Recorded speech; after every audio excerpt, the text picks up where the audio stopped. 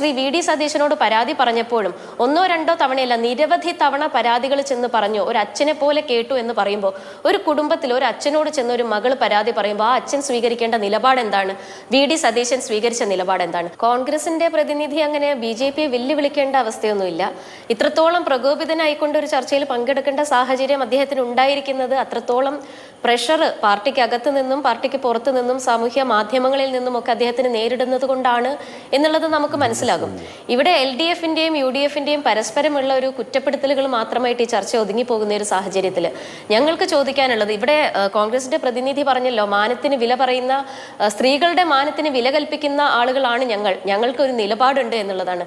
നിങ്ങളുടെ ആ നിലപാടിൽ ഉറച്ചു നിൽക്കുന്നുണ്ടെങ്കിൽ ഉടൻ തന്നെ ആ രാജി അംഗീകരിച്ചുകൊണ്ട് ആ സ്ഥാനത്ത് ആ വ്യക്തിയെ തുടരാൻ അനുവദിക്കാതെ ഒരു നടപടി നിങ്ങളുടെ നേതൃത്വത്തിന്റെ ഭാഗത്ത് നിന്നും ഉണ്ടായെങ്കിൽ ആ നിലപാടിനെ ഞങ്ങൾക്ക് അംഗീകരിക്കാൻ സാധിക്കും. ഇവിടെ നമുക്കറിയാം, ബാലാവകാശ കമ്മീഷൻ കേസെടുത്തിട്ടുണ്ട്, വനിതാ കമ്മീഷൻ കേസെടുത്തിട്ടുണ്ട്. ആ കേസുകൾ ഒന്നും തന്നെ ഒരു കേവലം ആരോപണത്തിന്റെ ഭാഗമായിട്ടായിരുന്നില്ല. ആ കേസുകളൊക്കെ എടുത്തിരിക്കുന്നത് കൃത്യമായിട്ടുള്ള തെളിവുകളുടെ അടിസ്ഥാനത്തിൽ തന്നെയാണ്. ആ കേസുകളൊക്കെ പുറത്തു വരുന്ന സാഹചര്യത്തിൽ എന്തായാലും ശ്രീ രാഹുൽ മാങ്കൂട്ടത്തിന് MLA സ്ഥാനത്ത് തുടരാൻ സാധിക്കില്ല എന്നുള്ള കാര്യം 100% ഞങ്ങൾക്ക് ഉറപ്പുണ്ട്. അപ്പോൾ പാലക്കാട് അടിച്ച് പിടിക്കാനോ അല്ലെങ്കിൽ അടിച്ച് ജയിക്കാനോ വേണ്ടി മാത്രമുള്ള ഒരു ആവേശമായിട്ട് നിങ്ങൾ ഇതിനെ കണക്കാക്കരുത്. ഇത് പാലക്കാട് മാത്രം ഒതുങ്ങി നിൽക്കുന്ന ഒരു സമരമല്ല. പാലക്കാട് തുടങ്ങിയിട്ടുള്ള ഈ പ്രശ്നം ഞങ്ങൾ കേരളത്തിന്റെ എല്ലാ ഭാഗത്തേക്കും വ്യാപിപ്പിക്കാൻ തന്നെയാണ് തീരുമാനിച്ചിട്ടുള്ളത്. കാരണം ഇവിടെ സ്ത്രീകൾക്കെതിരായിട്ടുള്ള അതിക്രമങ്ങൾ ദിനം പ്രതി വർദ്ധിച്ചു വരുന്ന സാഹചര്യത്തിൽ ഒരു സ്ത്രീ പക്ഷ സംഘടനയുടെ ആള് എന്നുള്ള നിലയ്ക്ക് ഒരിക്കലും ഇങ്ങനെ സ്ത്രീകൾക്കെതിരായിട്ടുള്ള നിലപാടിനോടൊപ്പം നിന്ന് പോകാൻ ഞങ്ങൾക്ക് സാധിക്കില്ല.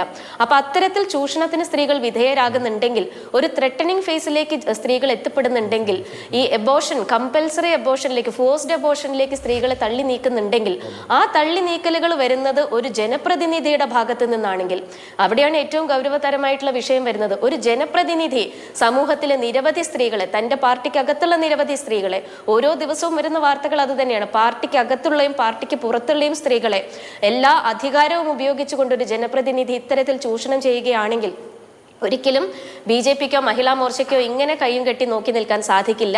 നേരത്തെ CPMന്റെ പ്രതിനിധി ഇവിടെ സൂചിപ്പിക്കുകയുണ്ടായി മറ്റു പല ആരോപണങ്ങളെ കുറിച്ചും. ഇപ്പൊ ഇതിനു മുൻപൊക്കെ നമ്മൾ വന്നിട്ടുള്ള വാർത്തകൾ എന്ന് പറയുന്നത് അത്തരം ഓഫീസുകൾ, CPMന്റെ തന്നെ പ്രവർത്തകരായിട്ടുള്ള സ്ത്രീകൾ അവരുടെ ഓഫീസുകൾ കേന്ദ്രീകരിച്ചുകൊണ്ട് നടത്തുന്ന ഇത്തരം അതിക്രമങ്ങൾ, ആ ഭീഷണികൾ നേരിടുന്ന സാഹചര്യങ്ങളൊക്കെ തുറന്നു പറയുന്ന സാഹചര്യം ഇതിനു മുൻപ് ഉണ്ടായിട്ടുണ്ട്.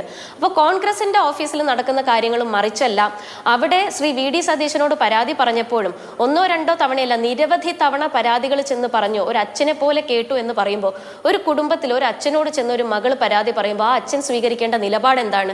വി.ഡി. സതീശൻ സ്വീകരിച്ച നിലപാട് എന്താണ്? എന്താണ് കോൺഗ്രസിന്റെ നിലപാട്? ഇതാണ് ഞങ്ങൾക്ക് ചോദിക്കാനുള്ളത്. ഇവിടെ ഒരിക്കലും ഇരയ്ക്ക് നീതി കിട്ടുന്നില്ല. ആ ഇരയെ അടിച്ചമർത്തിക്കൊണ്ട് ആരോപണ വിധേയനായിട്ടുള്ള പ്രതിക്ക്, ആ പ്രതിയെ തന്നെ, പ്രതി എന്ന് തന്നെ നമുക്ക് അദ്ദേഹത്തെ വിശേഷിപ്പിക്കാൻ സാധിക്കും, അദ്ദേഹത്തെ സംരക്ഷിച്ചുകൊണ്ടും അദ്ദേഹത്തെ സമൂഹത്തിലേക്ക് വളർത്തിയെടുത്തുകൊണ്ടുമാണ് ഈ കോൺഗ്രസ്സുകാർ മുൻപോട്ട് പോകുന്നതെങ്കിൽ ഈ യുവതലമുറ നമ്മുടെ കേരളത്തിന് ഒരു ഭാവിയിൽ ഒരു ഭീഷണിയായിട്ട് മാറും എന്നുള്ള കാര്യത്തിൽ ഒരു സംശയവുമില്ല. അങ്ങനെ ഭാവിക്ക് ഭീഷണിയായിട്ടുള്ള നേതാക്കളെ വളർത്തുന്ന ഒരു പാർട്ടി ആകരുത് കോൺഗ്രസ് എന്നുള്ളതാണ് ഞങ്ങൾ അവകാശപ്പെടുന്നത്.